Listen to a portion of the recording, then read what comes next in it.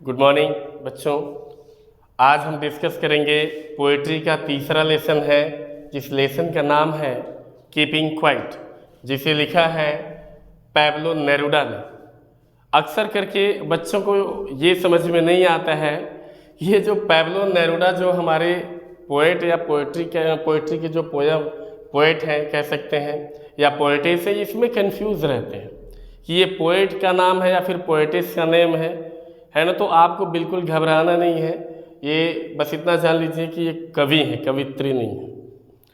तो नाम में बिल्कुल आप कंफ्यूजन नहीं रखेंगे माइंड में, एकदम श्योर रहिएगा कि ये कोई महिला नहीं है, समझ रहे हैं ना।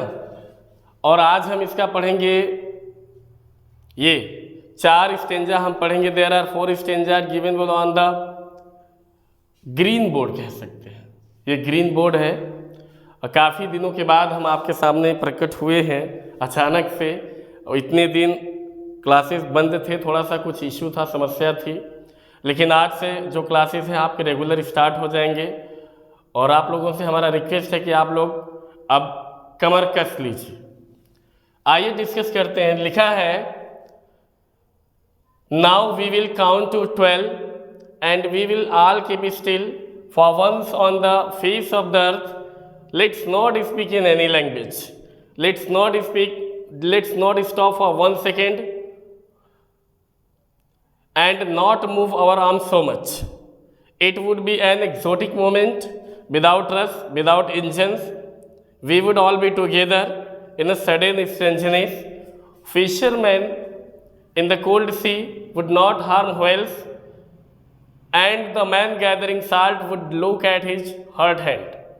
Those who prepare green wars with gas, wars with fire, victory with no survivors, would put on clean clothes and walk about with their brothers in the shade doing nothing. इस चैप्टर को आरंभ करने से पहले chapter का view दे देते हैं।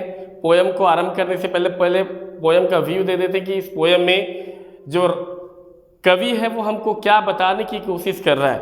जैसा कि आप जानते हैं कि दुनिया में रहने वाला हर व्यक्ति अपने जीवन को जीने के लिए इस भाग दौड़ में इस दुनिया में लगा हुआ है।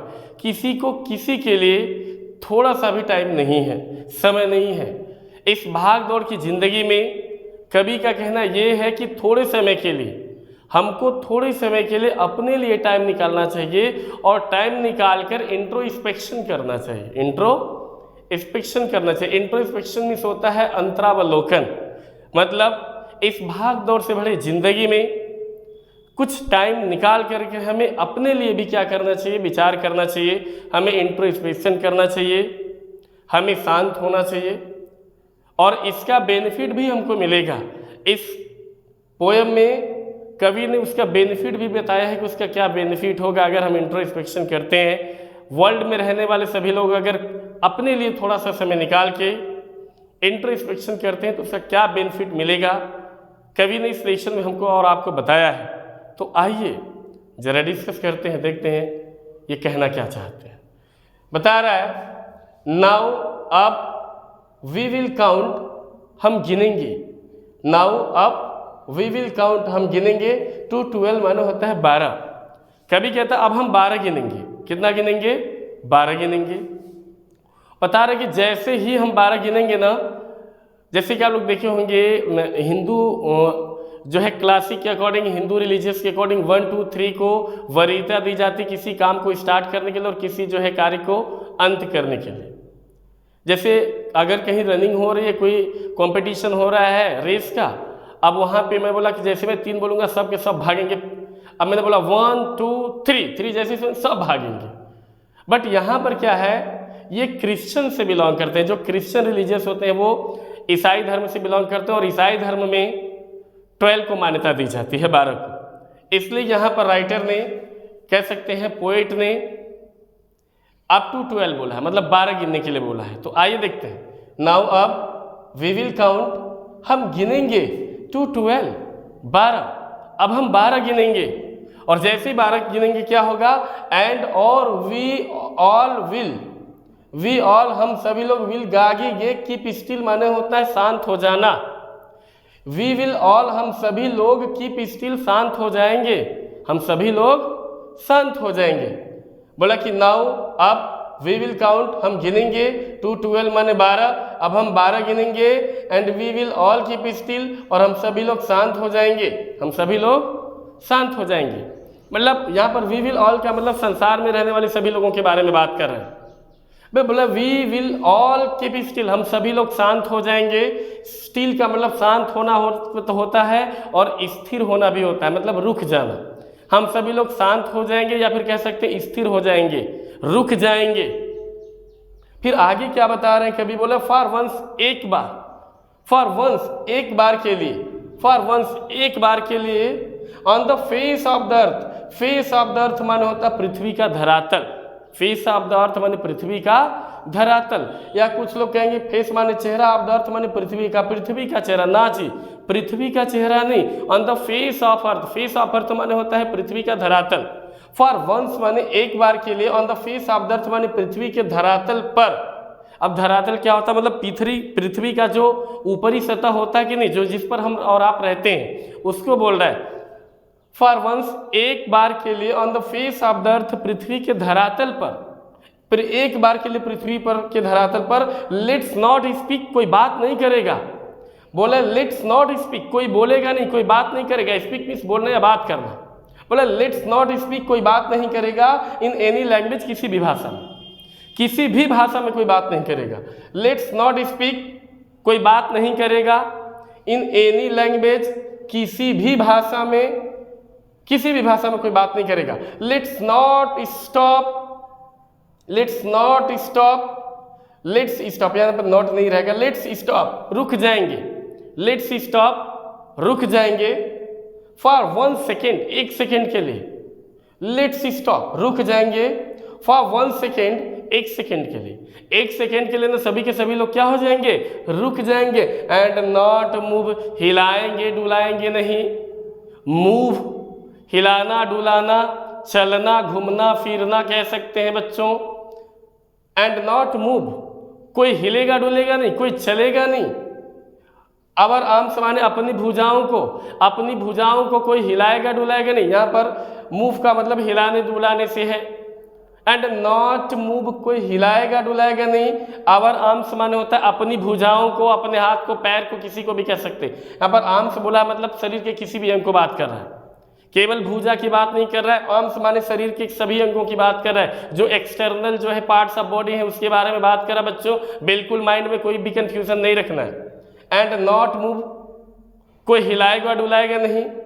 आवर आर्म्स, अपनी भुजाओं को, सो मच और अधिक, सो मच और अधिक, ज़्यादा से ज़्यादा कोई अपनी भुजाओं को हिलाएगा नहीं। एकदम सभी के सभी लोग एकदम जिस तरीके से राष्ट्रगान वाला मुद्रा होता है ना, उस मुद्रे में सभी के सभी लोग, जो जहाँ पर होगा वो वहीं पर, जो जो कर रहा होगा वो तहीं पर, सारे के सारे लोग इंट्रोस्पेक्शन की स्थिति में स्टील हो जाएंगे। मतलब क्या हो जाएंगे बच्चों, रुक जाएंगे। क्या हो जाएंगे, रुक जाएंगे।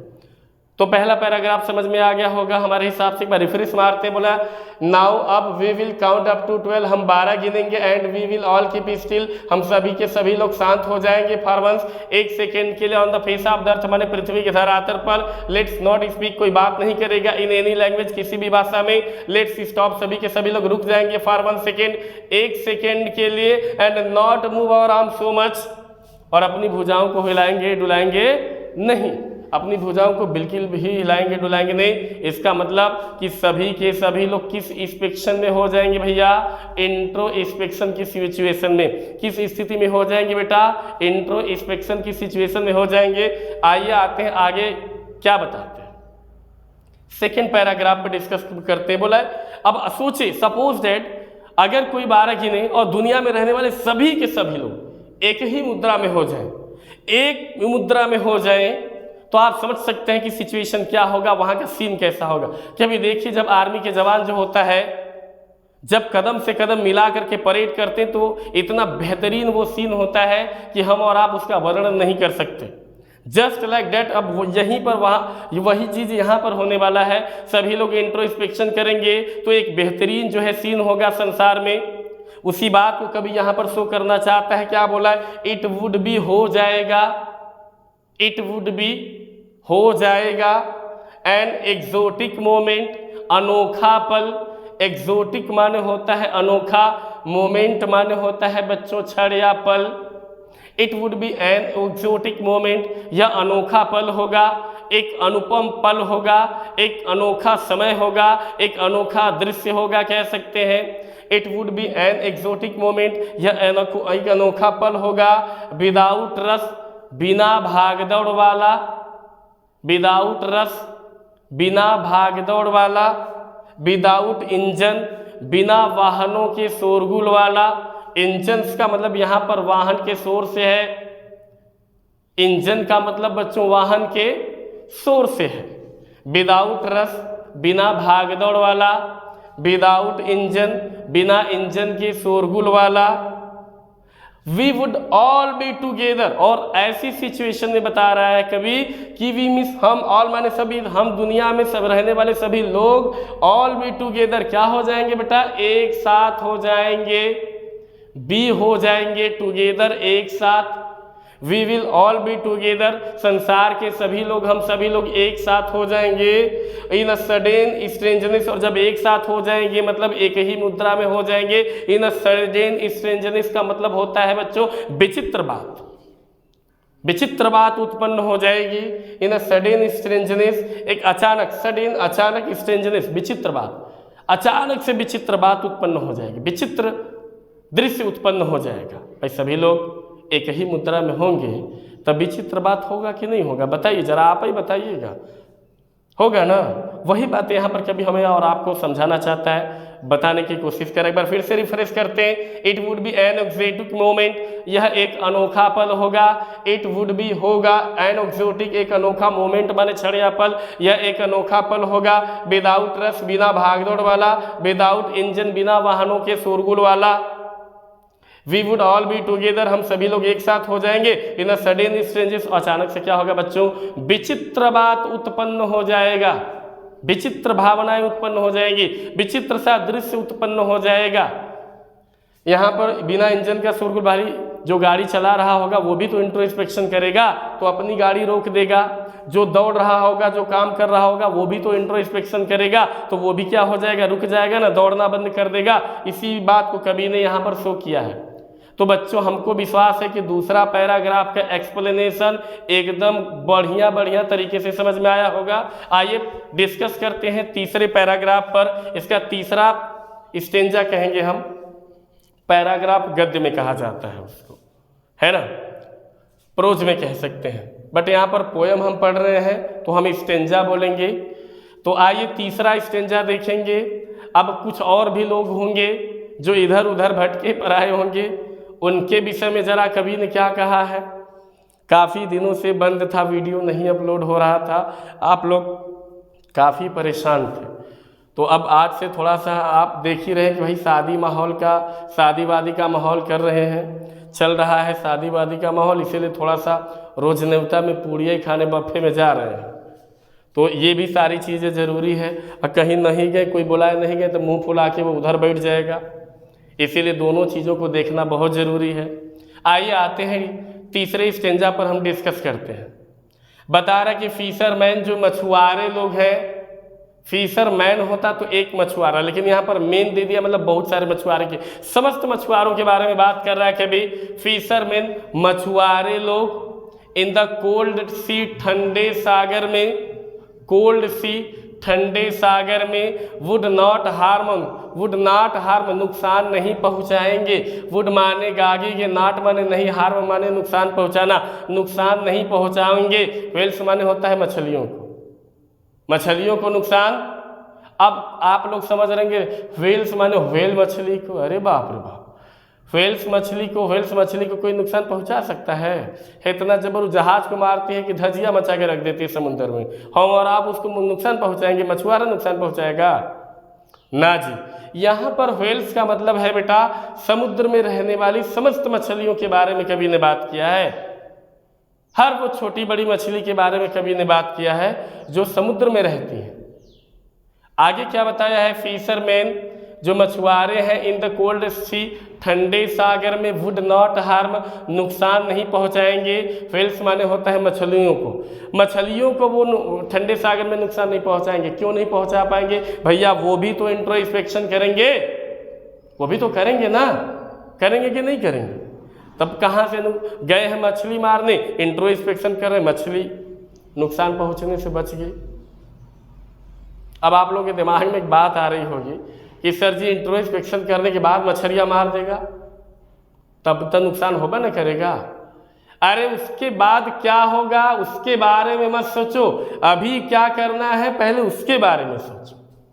फ्यूचर में जो होगा वो सो देखा जाएगा, अभी जो प्रेजेंट में करना है ना उसको सिचुएशन को देखो। यहाँ पे कभी बात कर रहा है और क्या बोला, एंड द मैन, और वो लोग, एंड द मैन वो लोग, गैदरिंग साल्ट, गैदरिंग का मतलब होता है बेटा इकट्ठा करना, गैदरिंग साल्ट जो नमक इकट्ठा कर रहे हैं, वुड लुक देख पाएंगे, वुड लुक देख पाएंगे, एट हिज चोटिल hurt, at his hurt hands, चोटिल हाथों को, हर्ट माने होता है चोटिल और हैंड माने होता है हाथ, अपने चोटिल हाथों को वो देख पाएंगे। वो लोग एंड द मैन, और वो लोग गैदरिंग साल्ट जो नमक इकट्ठा कर रहे हैं, वुड लुक माने देख पाएंगे, एट हिज हर्ड हैंड्स चोटिल हाथों को, अपने चोटिल हाथों को क्या कर पाएंगे, देख पाएंगे। मतलब इसका क्या है बच्चों, सपोज डेट वो लोग जो समुद्र में नमक इकट्ठा करने गए हैं, नमक इकट्ठा करते करते अत्यंत नमक के खारापन होने के कारण जो हमारे हाथ के जो हथेलियां हैं वो फट जाती हैं, फटने लगती हैं, जिससे ब्लीडिंग होने लगता है ना। तो अब बताओ वो लोग भी तो इंट्रोस्पेक्शन करेंगे भाई, क्यों बच्चों? वो भी तो इंट्रोस्पेक्शन करेंगे, और जब वो इंट्रोस्पेक्शन करेंगे तो क्या उनके चोटिल हाथ बचेंगे कि नहीं बचेंगे? बचेंगे ना। वही बात कभी हमें और आपको समझाने की कोशिश कर रहा है। एंड द मैन वो लोग गैदरिंग साल्ट जो नमक इकट्ठा कर रहे हैं ना, वुड लुक माने देख पाएंगे, एट हिज हर्ट हैंड अपने चोटिल हाथों को। अगला चौथा पैराग्राफ देखते हैं। दोज, ये तो मछुआरों के विषय में बात हो गया, अब किसके बारे में बात कभी करेगा आइए देखते हैं। दोज वो लोग, हु माने जो, प्रिपेयरिंग माने तैयारी कर रहे हैं, ग्रीन वार्स माने हरा युद्ध की, यहाँ पर ग्रीन माने हरा, वार्स माने युद्ध होता है, यहाँ पर हरा मत बोलेगा, हरित युद्ध बोलेंगे। कौन सा युद्ध बोलेंगे? हरित युद्ध। अब सोचेंगे सर जी हरियरो युद्ध होता है का? कुछ बच्चों के मन में पढ़ने के बाद दिमाग में ये बात आएगी, सर जी हरियर युद्ध क्या होता है, ये हरा युद्ध क्या होता है? तो बिल्कुल घबराने की जरूरत नहीं, क्लियर कर दे रहे हैं। हरित युद्ध का मतलब होता है जंगलों की कटाई, पेड़ पौधों की कटाई, है ना, छोटे छोटे पौधों की कटाई, खेत खलिहानों की कटाई। पेड़ पौधों को काटने जाते हैं ना, ये हरित युद्ध है, पौधों को काटते हैं ना, ये हरित युद्ध है। तो कुछ ऐसे दुनिया में रहने वाले लोग हैं जिनका जीवन पौधों को काट करके सोसाइटी में उसको बेच करके मार्केट में तब वो जीवन यापन करते हैं, या कुछ लोग अनायास काट देते हैं, कुछ लोग अनायास ऐसे काटते हैं जो है पौधों को, पेड़ पौधों को। तो ये क्या है? हरित युद्ध है। दोज वो लोग हु जो प्रिपेयर माने तैयारी कर रहे हैं हरित युद्ध की, वो लोग जो हरित युद्ध की तैयारी कर रहे हैं, कहने का मतलब वो लोग जो पेड़ पालों काटने जा रहे हैं, जंगल को नुकसान पहुंचाने जा रहे हैं।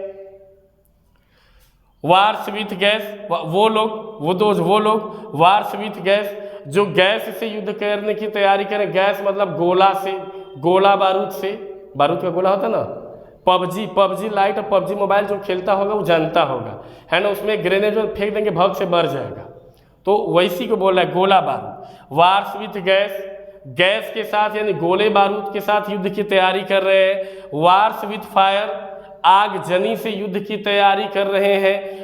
फायर माने आग होता है, वार्स विथ युद्ध, आगजनी करके युद्ध की तैयारी कर रहे हैं। भाई गोले बारूद से भी युद्ध होता है, आग लगा लगा करके भी युद्ध होता है, तो उन्हीं युद्धों के बारे में बात कर रहा है। कभी फिर से देखते हैं। दोज वो लोग हु प्रिपेयर ग्रीन वार्स जो हरित युद्ध की तैयारी करें। गर्मी का मौसम है, जरा बचा के रहे सभी लोग, नहीं इस समय जिसको भी लुआर मार रहा है ना, लुढ़िया जा रहा है तुरंत, इसलिए घर पे रहें, सुरक्षित रहें, है ना। प्याज वाज जब भी चले तो जेबा में एक ले के चले कि लुआर न मारे, देखिए, वो लोग जो हरित युद्ध की तैयारी कर रहे हैं, वार्स विथ गैस, वो लोग जो गोले बारूद के साथ युद्ध की तैयारी कर रहे हैं, वार्स विथ फायर, जो आगजनी के साथ युद्ध की तैयारी कर रहे हैं, इन सभी लोगों के बारे में कवि ने क्या बताया है बच्चों? बड़ा बेहतरीन बात बताया कवि ने।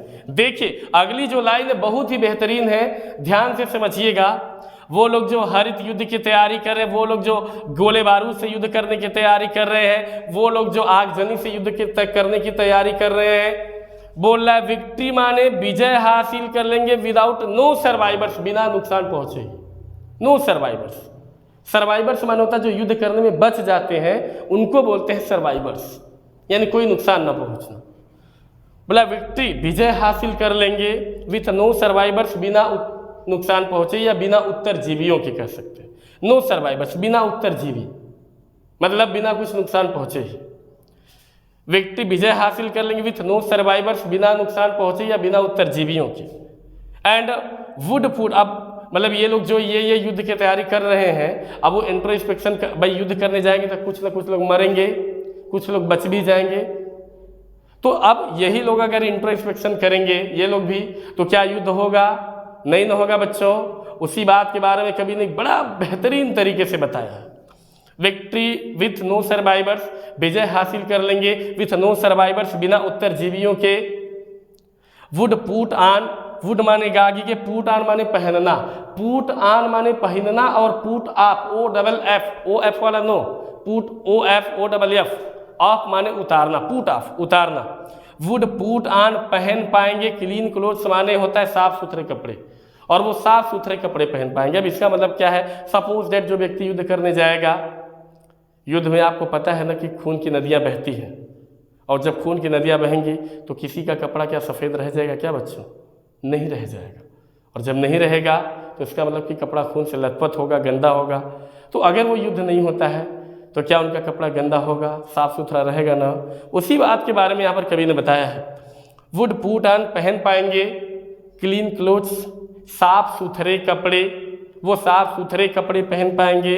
And walk about, and walk about, और मिल पाएंगे, वॉक अबाउट माने मिलना, एंड वॉक अबाउट मिल पाएंगे, वुड एंड वॉक अबाउट मिल पाएंगे विथ दियर, विथ माने से साथ, दियर माने होता है अपने, ब्रदर्स माने भाइयों, और अपने भाइयों के साथ मिल पाएंगे या अपने भाइयों से मिल पाएंगे। यहाँ पर ब्रदर्स का मतलब होता है फैमिली मेंबर से, अपनी फैमिली मेंबर से, अपने सदस्य परिवार के सदस्यों से मिल पाएंगे, अपने भाइयों से मिल पाएंगे।